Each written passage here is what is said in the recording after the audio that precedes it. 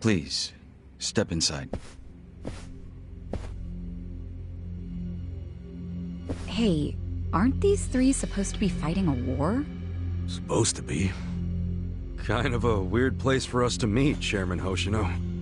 Especially considering the three of you look more like you're ready to have a tea party than tear each other's throats out. Usually we meet only once a year, unless there is a need to share information face to face, as we must now. We always do what it takes to keep the Great Wall intact. Your men are killing each other out there. You don't want to stop them? Stop them? 2 of my youngest men were gunned down without mercy. Liumang turf's been raided right up to the perimeter of their base. There's no stopping any of it now. At this point, whoever retreats first will have lost the war. I can't lay down my spear until that happens. That's pretty much the same deal for me. So then why are you two here? Gonna decide the war over a game of cards? Not the worst idea. What the fuck? People are dying! And meanwhile you three are just hanging out playing nice? Think your men would approve? Do any of you even care what your own people think? Kasuga, there's no need to throw fits about what you don't understand. Do you know right now Captain Takabe is Xiao's prisoner? Prisoner. We're treating him more like an uninvited guest. Honestly, I'd let him go if I had one good reason to. I just don't, that's all. So you're going to sit here and do nothing? Just let the chips fall where they may? That's how it needs to be. A bunch more pointless deaths is how it needs to be? They're not pointless. Our men's willingness to fight is the entire reason we're able to serve as checks on each other. As long as the triangle remains balanced, it can hold firm against outside pressure. It's much like how Japan established separation of powers after the end of its dictatorship. It's not perfect, but it's the best solution we have. Do you see the logic there? Oh boy, a post-war history lesson. What? That's what you're comparing it to, right? Yes, because it's relevant. The post-war period is when the town's lines of power were drawn. Huh? The black market was born from the ashes of the war. It laid the foundation for modern-day Jincho. Back then, the Seiryu clan was thriving. But in Chinatown, 2 rival Chinese gangs were competing for dominance. The winner of that fight prospers in Chinatown to this day. The gang that lost became the Yokohama Liumang. They were driven out of Chinatown and into Ijincho. But the Seiryu clan wasn't about to take that kind of invasion lying down. For a time, the gutters practically ran with Liumang and Seiryu blood. Man, you gonna lecture until the bell rings, Professor? You want to understand what's going on? Then you need the history, you smartass. If you want to understand the fake money, that is. The Seiryu clan knows about that? Yes. All the fake money printed by the Komi Jewel goes through me. But doesn't that mean the Seiryu clan is the real puppet master behind all this? How do you figure that? Mabuchi started forging Chinese yuan, sure. But only because of the counterfeit yen. I think I'm starting to figure all this out. The Liumang brings in the paper. The Komi Jewel prints the bills. But then, the Seiryu clan keeps all the profit? Wait, are you all in this together? Kasuga-kun, calm down. You're jumping to conclusions.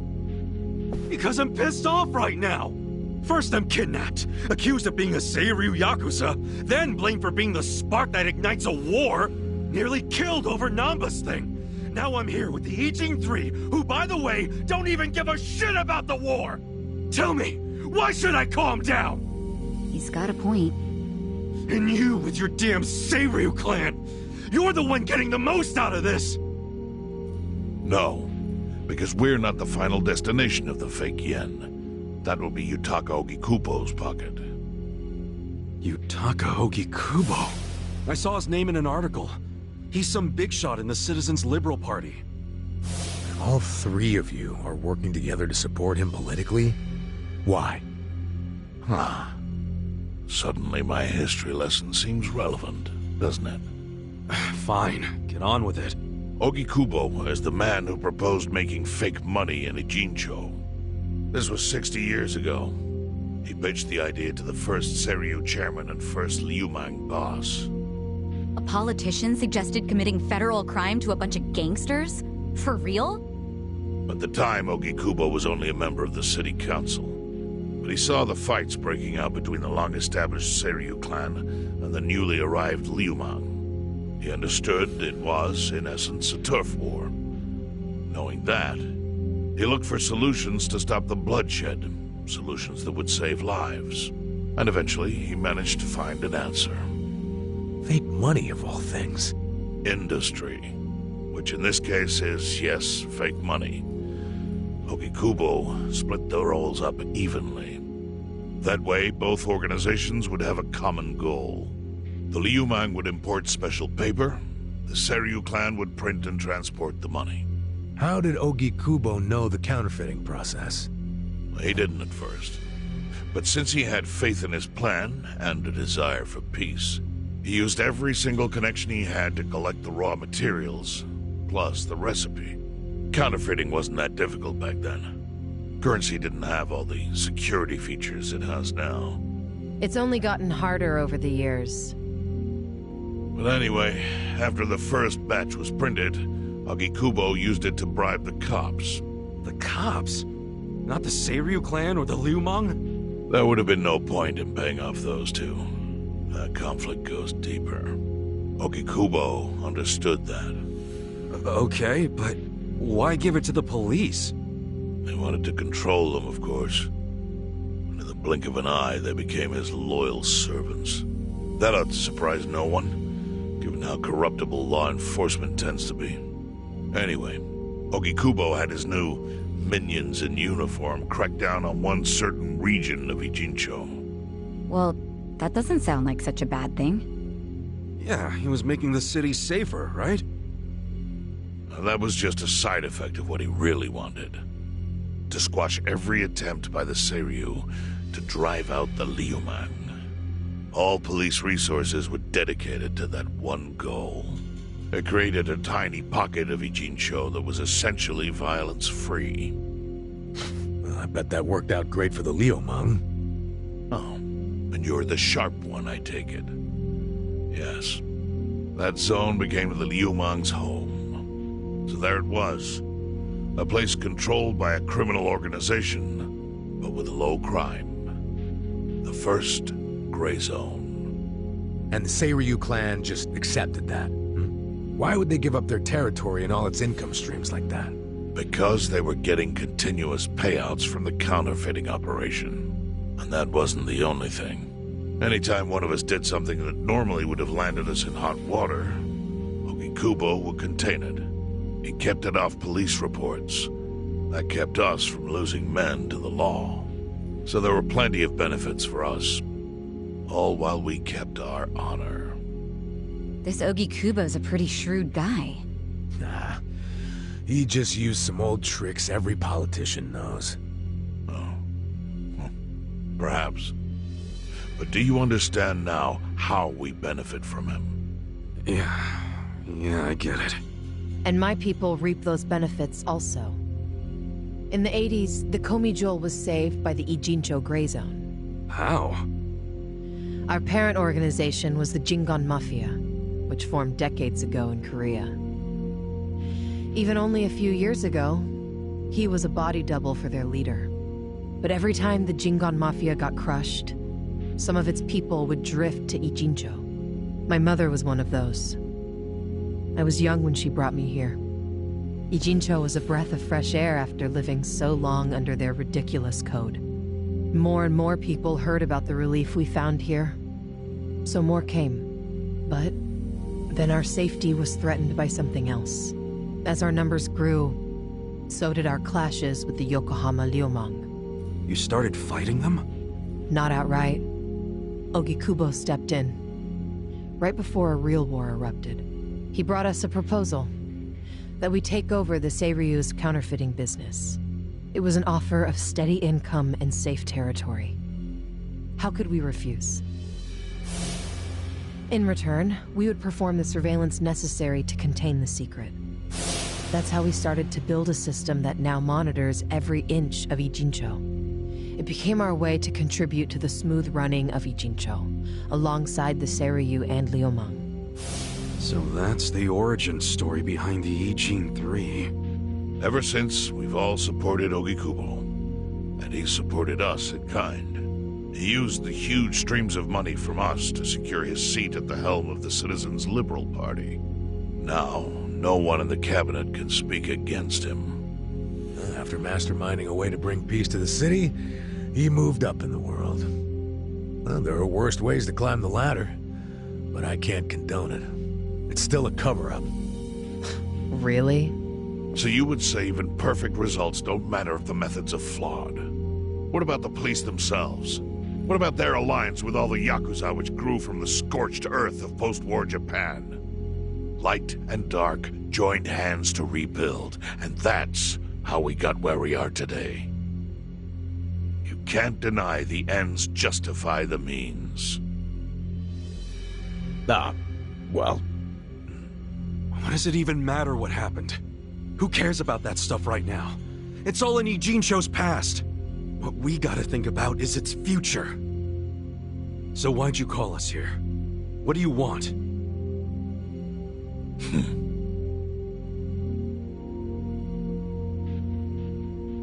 Your friend Namba-kun, during his search for his brother, spied on us and invaded our privacy. I assume he began with the fake bills because that was his brother's subject of investigation. But he was reckless, digging through Komi Jewel affairs like a rabid raccoon. Right from the start, he's refused to show any respect to the Ijin 3.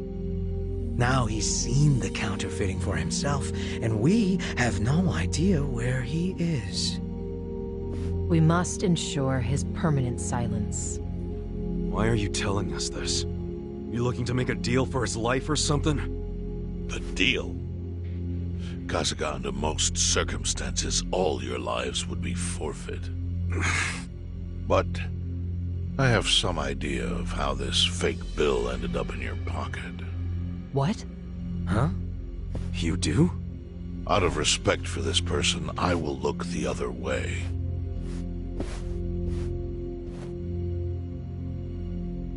But who the hell was it? If you really want to know, you'll have to bring Namba to me. Personally. We can't do that to Nanchan. Sure is tempting. Kasuga, But I'll pass. Nothing I need to know so bad that I'd sell out a friend. So we done here? You do realize, if word gets out about the counterfeiting, the Great Wall will crumble. And that means the end of the Gray Zone. Yeah, that would suck. For you. Look, the Great Wall keeps the peace with less than honorable means, sure. But it provides a safe haven for desperate souls with nowhere left to turn. Yeah, man, I get all that. Well, here's what you don't get, you moron. When we say no one gets in, that includes the Tojo clan and the Omi Alliance.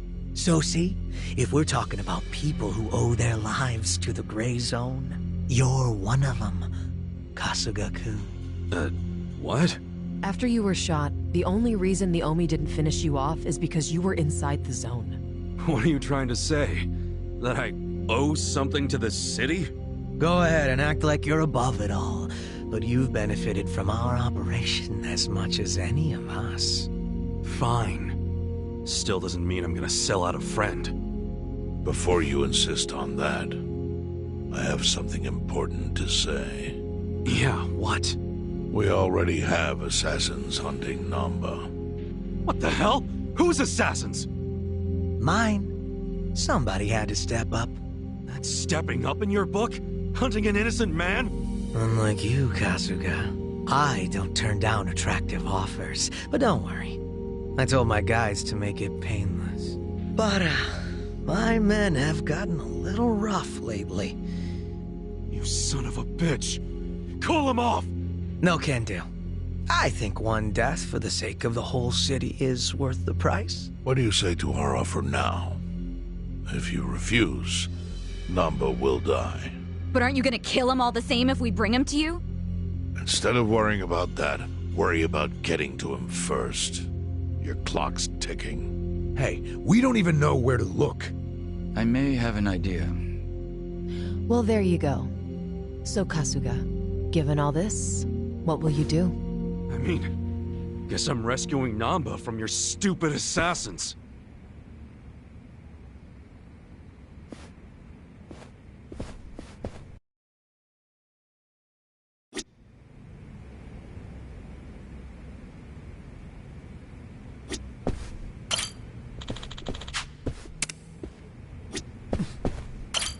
Hey ya.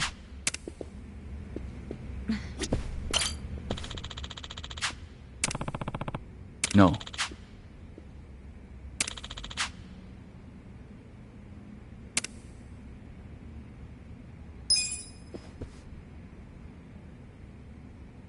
Yo.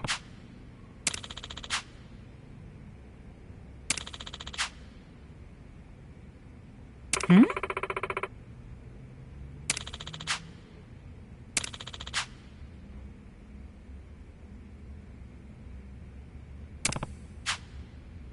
Yes.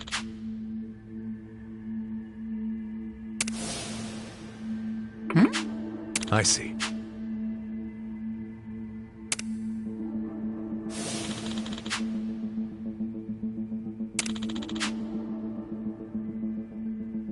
Hey ya.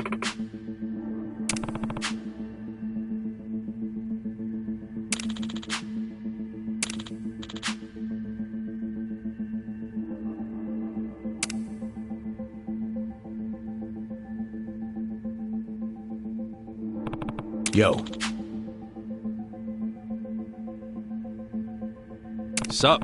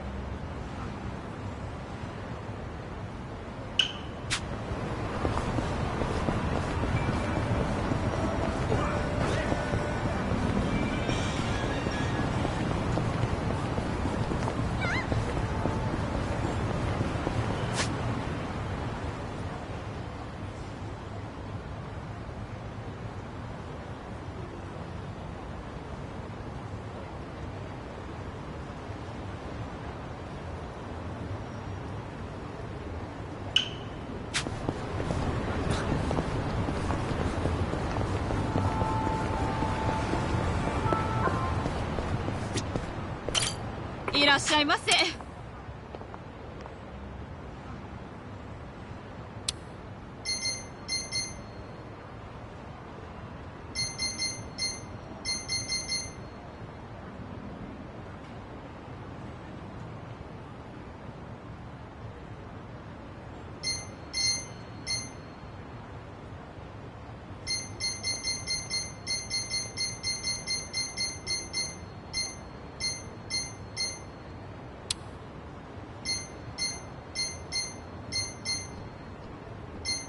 ありがとうございました。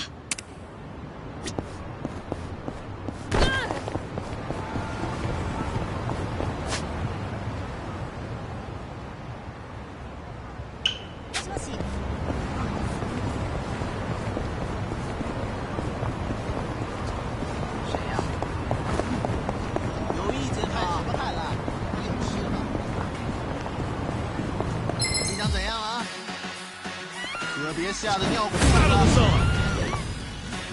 we go. See you around.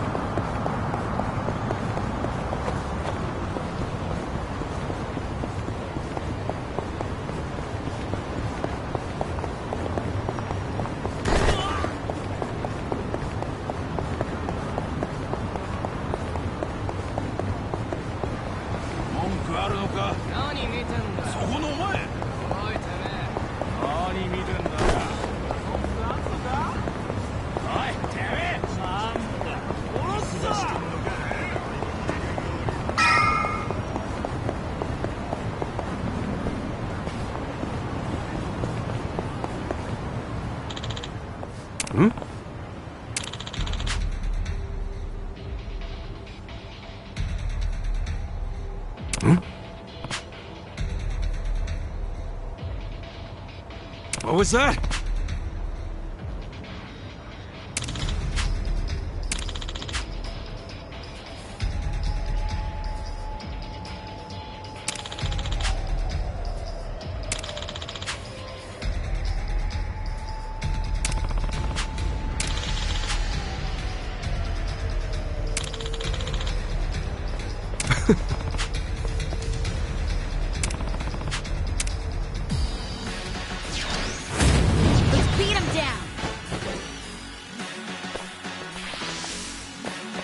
Take your best shot. You're right.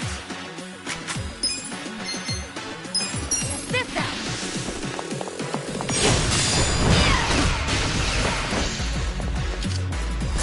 Okay, cut this out. Let's go.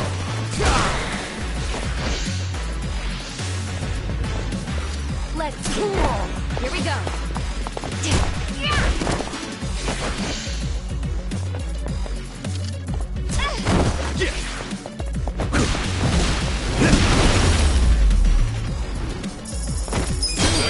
Next.